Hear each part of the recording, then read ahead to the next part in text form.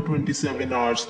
Movie की शुरुआत में हमें एरन नाम का एक लड़का दिखाया जाता है। एक दिन एरन हाइकिंग के लिए जाता है और जहाँ वो जाता है वो जगह पूरी तरह सुनसान होती है, जहाँ दूर दूर तक कोई दिखाई नहीं देता। जब एरन हाइकिंग कर रहा होता है तो उसे दो लड़कियां दिखाई देती हैं जो कि अपना रास्ता भूल चुकी थी। एरन उन दोनों लड़कियों से कहता है, मैं तुम्हारी कोई हेल्प कर सकता हूँ। एरन उन दोनों की हेल्प करते हुए उन्हें रास्ता बताता है। फिर एरन उन्हें रास्ता बताते हुए खुद भी उन्हीं के साथ निकल जाता है। जब यह काफी आगे निकल जाते हैं तब एरन उन्हें बताता है कि मैं एक और रास्ता जानता हूँ और वो गारंटी लेता है कि रास्ते में बहुत मजा आने वाला है।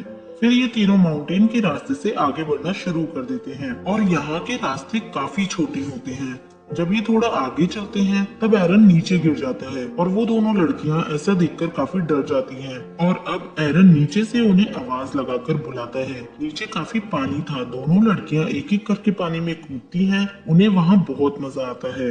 मजा करने के बाद वो तीनों फिर से आगे के लिए निकल जाते हैं। लेकिन एरन को हाइकिंग के लिए जाना था और उन दोनों लड़कियों को अपने अपने घर जाना था। अब एरन का रास्ता अलग हो जाने के कारण एरन ने बीच में ही उनके साथ सेल्फी ली और उनसे कहने लगा, आगे फिर हम कब मिलेंगे। तो उनमें से एक लड़की ने उससे कहा कि कल रात हमारी एक पार्टी है जिसमें तुम भी आ सकते हो। इतना कहने के बाद एरन उनसे बाय कहकर माउंटेन से आगे बढ़ जाता है। यहाँ एरन हाइकिंग करते हुए बहुत खुश होता है, लेकिन यहाँ के रास्ते काफी अजीब होते हैं। जब एरन पहाड़ी से नीचे उतरता है तो वहाँ एक काफी बड़ा पत्थर होता है। जब एरन उस पत्थर का सहारा लेते हुए नीचे उतरता है तभी वो पत्थर भी उसके साथ नीचे गिर जाता है, जिसकी वजह से एरन गिरकर दो पहाड़ियों के बीच में फंस जाता है और वहीं उसका हाथ भी उस बड़े पत्थर के नीचे दब जाता है। अब एरन काफी कोशिश करता है अपना हाथ निकालने की, लेकिन उसका हाथ नहीं निकल पाता। फिर एरन अपनी हेल्प के लिए उन दोनों लड़कियों को बहुत आवाज लगाता है, लेकिन उन पहाड़ियों में से एरन की आवाज बाहर ना जाने के कारण कोई उसकी हेल्प करने के लिए नहीं आता और नैरो माउंटेन होने के कारण दूर दूर तक किसी जानवर, आदमी, यहाँ तक कि किसी बर्ड का कोई नामो निशान नहीं था। और अब एरन खुद को बचाने की कोशिश करता है, मतलब वो अपना हाइकिंग बैग ओपन करके उसके सारे सामान को बाहर निकालता है, जिसमें उसे एक नाइफ मिलता है। तो वो उस नाइफ की हेल्प से चट्टान को तोड़ने की कोशिश करने लगता है, लेकिन चट्टान के हार्ड होने की वजह से उससे कुछ नहीं होता और एरन उस चट्टान को लेफ्ट हैंड से तोड़ रहा था क्योंकि उसका राइट हैंड तो उस चट्टान के नीचे फंसा हुआ था। तभी एरन की नाइफ भी नीचे गिर जाती है। नाइफ काफी दूर होने के कारण वो उस नाइफ को उठा नहीं पा रहा था। अब एरन अपना दिमाग लगाकर उस नाइफ को तो उठा लेता है, लेकिन चट्टान के हार्ड होने की वजह से उस नाइफ की धार भी खराब हो जाती है। अब एरन को कुछ समझ नहीं आ रहा था कि वो क्या करे और फिर रात होने लगती है और ऐसे ही उसे वहाँ 25 घंटे बीत चुके थे। अब अगली सुबह हो जाती है। फिर एरन अपने कैमरे को ऑन करके उसमें रिकॉर्डिंग करता है और फिर वो कहता है कि मैं यहाँ 25 घंटे से फंसा हुआ हूँ। कोई नहीं जानता कि मैं कहाँ हूँ क्योंकि मैंने किसी को बताया ही नहीं था कि मैं कहाँ जा रहा हूँ और यहाँ मेरे पास अब खाने का सामान भी काफी कम है। यहाँ तक कि पीने का पानी भी बस 400 से 500 ml ही बचा है। जब एरन ये सब बातें अपने कैमरे में रिकॉर्ड कर रहा था तभी उसे ऊपर से कुछ आवाज सुनाई देती है, जिससे एरन तेज तेज से चिल्लाने लगता है, लेकिन उसकी कोई आवाज नहीं सुनता क्योंकि वहाँ कोई होता ही नहीं है। और अब फिर से रात होने के कारण एरन को भूख लगने लगती है। जितना सामान उसके पास होता है वह उसे खा लेता है।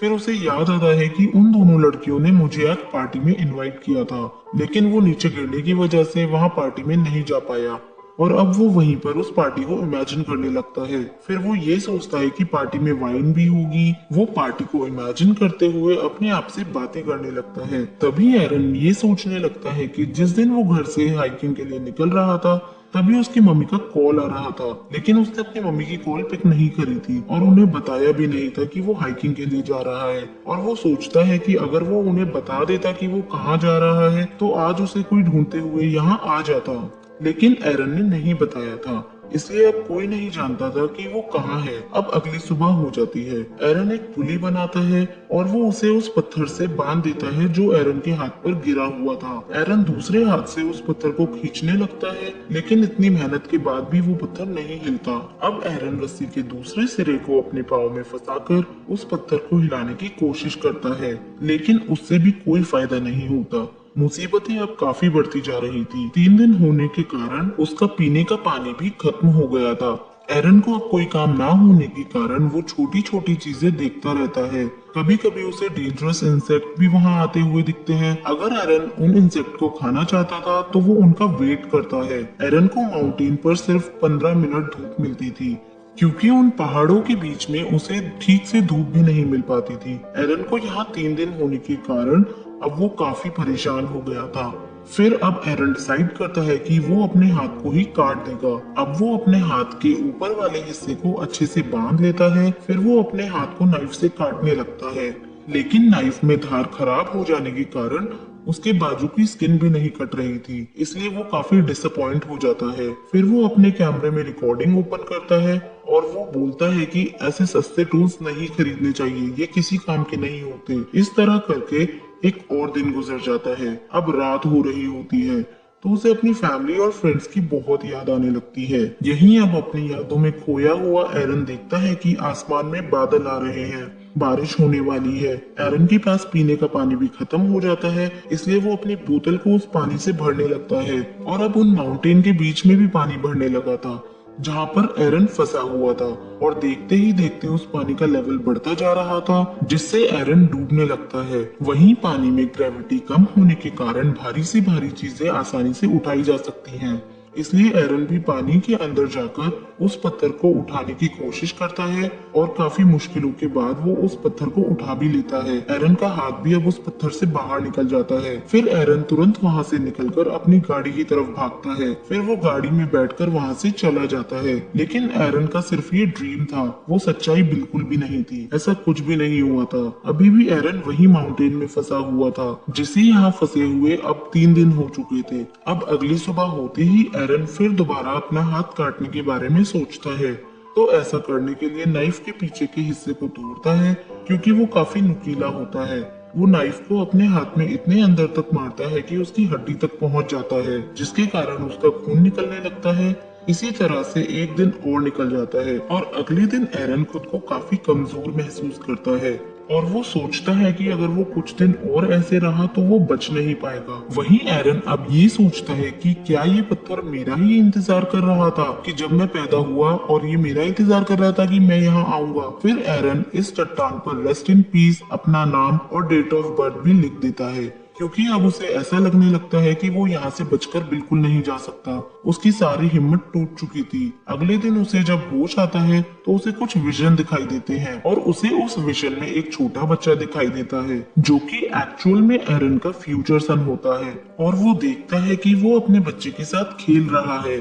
तब एरन इमोशनल हो जाता है, जिससे उसकी पावर डेवलप होती है और वो फिर से अपने हाथ को दोबारा से अपोजिट साइड पुश करना शुरू कर देता है और अपने हाथ की हड्डी भी तोड़ लेता है। अब एरन ने अपनी नाइफ में खुद ही धीरे धीरे धार लगा ली थी, जिसका यूज करके वो अपने हाथ को काट लेता है और खुद से अलग भी कर देता है। और अब अपने हाथ को अलग करने के बाद वो उसकी पिक्चर रिकॉर्ड करता है। अब एरन बड़ी मुश्किल से माउंटेन से बाहर निकलता है तो वो देखता है कि वहाँ बारिश का कुछ पानी पड़ा हुआ है। फिर वो वहाँ जाकर पानी पीने लगता है, क्योंकि उसने पिछले 6 दिनों से पानी नहीं पिया था और वो बहुत प्यासा था। अब पानी पीने के बाद वो वहाँ से आगे निकल जाता है। एरन को वहाँ 2 बर्ड्स दिखाई देती हैं, जो कि माउंटेन से वो देखा करता था। आज वो अपने आप को आजाद महसूस कर रहा था, लेकिन अभी भी उस एरिया से बाहर निकलना आसान नहीं था, क्योंकि वो जगह काफी बंजर और बड़ी थी। लेकिन वो आगे बढ़ता गया और फिर उसे एक फैमिली दिखाई देती है, जो कि हाइकिंग के लिए वहीं आई थी। एरन उन्हें आवाज लगाकर अपनी मदद के लिए बुलाता है। फिर वो फैमिली एरन की मदद करने के लिए वहाँ आ जाती है और फिर वो लोग एरोप्लेन की मदद से एरन को हॉस्पिटल में ले जाते हैं। इसके बाद एरन को कुछ समय बाद दिखाया जाता है, जिसमें एरन बिल्कुल ठीक हो चुका था और एरन ने माउंटेन में जो विजन देखे थे वो अब एक्चुअली में सच हो चुके थे। 3 साल बाद एरन को वहाँ एक लड़की मिलती है। एरन की उस लड़की से शादी हो जाती है। उसके बाद उन दोनों का एक बेटा होता है, जो सेम टू सेम एरन के विजन में देखा गया था। एरन ने 6 दिनों में अपनी मौत को बड़ी पास से देखा था, लेकिन फिर भी एरन ने क्लाइंबिंग और हाइकिंग करना नहीं छोड़ा और वो अब भी क्लाइंबिंग और हाइकिंग के लिए जाता है। और एरन जाने से पहले वहाँ एक नोट जरूर छोड़ के जाता है अपनी फैमिली के लिए। एरन की ये बातें सच हैं कि उसने 6 दिनों में बहुत मुश्किल समय बिताया और उस मुश्किल समय के दौरान एरन ने उस चट्टान पर अपनी डेट ऑफ बर्थ और मरने की डेट भी लिख दी थी, क्योंकि उसे अब पूरा यकीन हो गया था कि वो यहाँ से वापस नहीं जा सकता। एरन का जिस पत्थर से हाथ दबा था उस पत्थर का वेट 360 किलो था, लेकिन फिर भी एरन ने हार नहीं मानी और छठे दिन एरन को एक विजन दिखाई दिया जिससे उसे पावर मिली और वहां से निकलने में वो कामयाब हो सका। एरन ने अपने इंटरव्यू में बताया कि जब उसने अपना हाथ काट दिया था तो उससे काफी खून निकला। यदि वह अपना हाथ नहीं काटता तो भी वह मर जाता। और इसी के साथ ये मूवी यहाँ खत्म होती है। आपको ये मूवी एक्सप्लेनेशन कैसी लगी कमेंट सेक्शन में जरूर बताइएगा, और अगर वीडियो एक्सप्लेनेशन पसंद आया हो तो वीडियो को लाइक और चैनल को सब्सक्राइब करना ना भूलें। Thanks for watching, bye bye.